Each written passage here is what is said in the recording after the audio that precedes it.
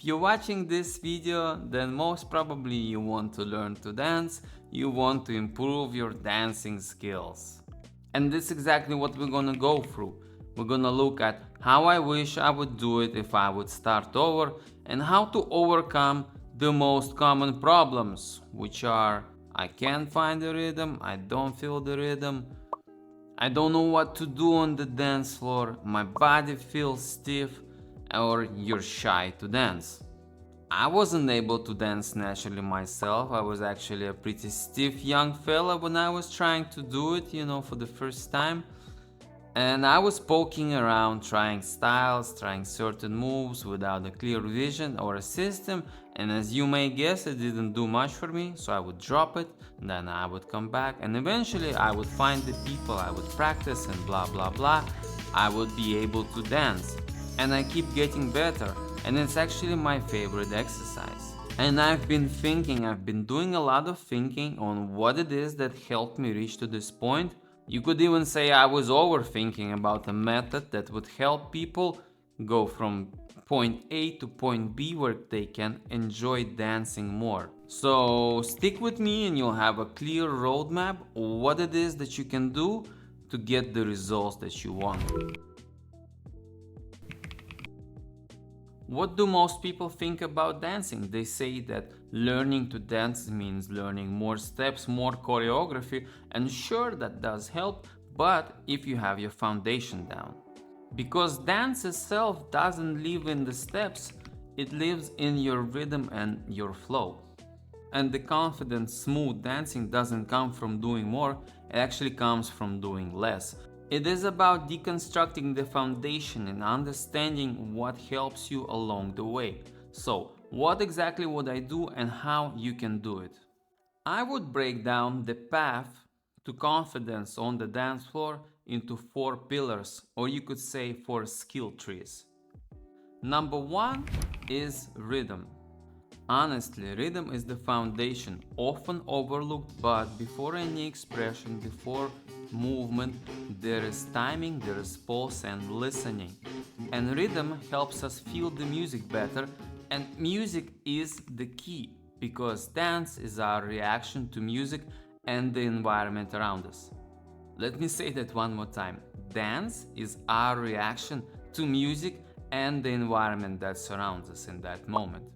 And we can slowly get better at our understanding of rhythm, building up a rhythmic coordination. And when rhythm becomes steady and natural, your movements will stop feeling rushed. You will no longer be chasing the beat, you will be moving inside of it. So that's one thing that we can focus on, is gradually understanding rhythm, wiring it in our bodies without the theoretical fuss, just practical exercises. Pillar number 2 is body coordination. Together with the rhythm, we introduce simple body coordination. These two kinda go hand in hand, helping one another. No complex choreographies, just simple steps, shifting weight, and exercise that help you feel and adapt your body. The movements are intentionally simple at first because complexity without control will create tension, and we don't want that. Common mistake people do is trying to coordinate every body part at the same time, and the result is that everything is muddy and nothing is hitting accents, or there's no grace in that. And the solution is to align your body from the ground up. What do I mean? We lock in the feet with the tempo, for example, locking in the bounce. And then, once we're comfortable, we introduce moving around with the bounce, doing simple steps and variations. And once that becomes easier, or better, autopilot, we will layer in, for example, our arms, our head, our shoulders, other body parts. Because our brains are no longer calculating what to do with the legs, right? It's free. We have resources to focus on the arms, on the upper body. And it goes on like that. Later on you can add texture, speed changes and everything in between. And why this works is because you're not doing 3 things at once, you're doing one thing, the groove, the bounce, and letting other things ride on top of that momentum. We basically practice simple moves gradually increasing the difficulty, introducing exercises that help us coordinate the body, layer it all in. It really is just like a game when you unlock, new levels.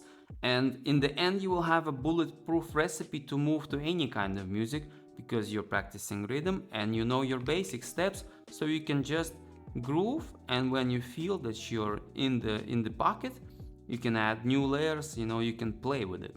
The next two pillars aren't directly related to dancing, but they do help us tremendously. So, pillar number 3, mobility.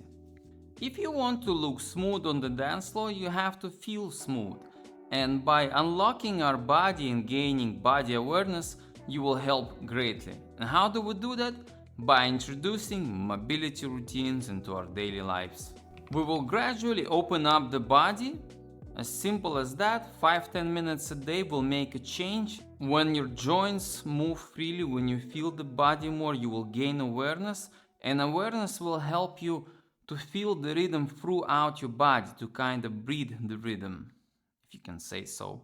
It will just show. And there's no need to go crazy here. Simple mobility routines will do the job for starters. And not only mobility will improve your dance progress, but also your well-being as a whole. So the idea is that we unlock the body with each day a little bit and a little bit more, just like in the book Atomic Habits, that 1% input.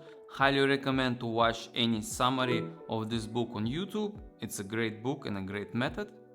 And we're closing in the system right now, the method, because these 3 points, the rhythm, the simple coordination and mobility, they work together in order to help you unlock the pillar number 4, which is your flow or your creativity.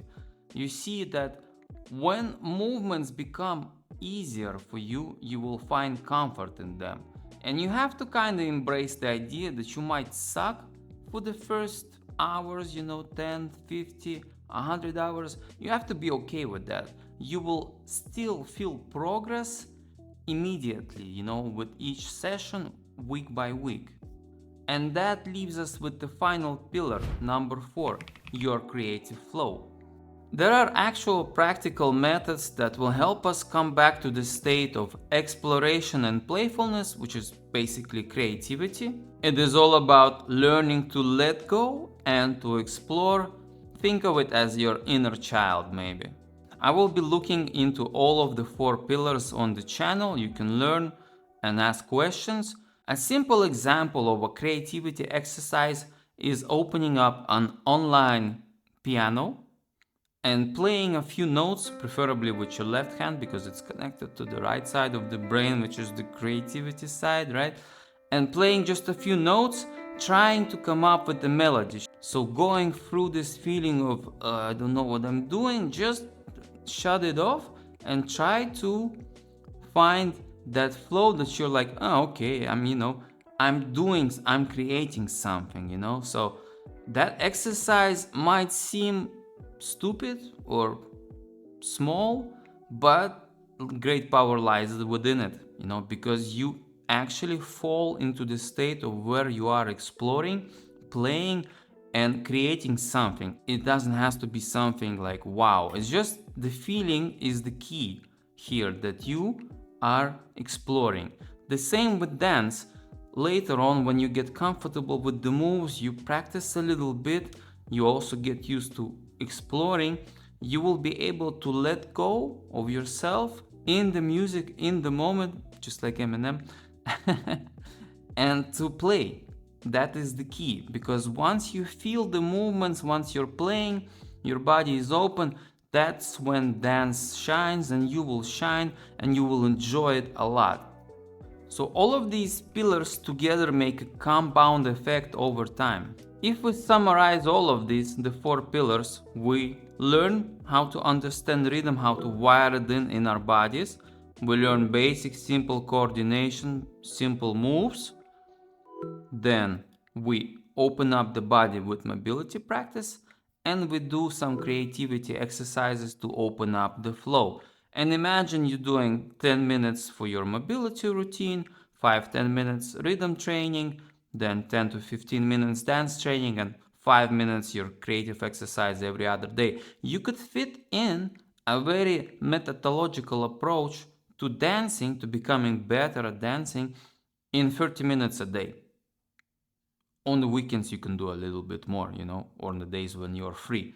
And a great thing is that once you learn dancing, is like riding a bike. It will always stick with you in any social event, any occasion, or just at home when you're vibing out. It is amazing and it's really worthy to invest your time in, taking also in account all the benefits that you get by going to that direction, going towards your goal, because you're moving, you're learning coordination, you're rewiring your brain. It's highly beneficial for you, it's the best. Well, maybe not the best, but it's amazing. So if this was helpful, and you want to learn more about this method, dive into the channel. I will trying to upload videos regularly. You can also contact me if you want any help on like a consultancy type of thing. We can do that as well. And yeah, start small, but do start today, tomorrow, do not postpone this. Move your body, practice, and you will enjoy the social events that you will have in your lives a lot more. Ciao.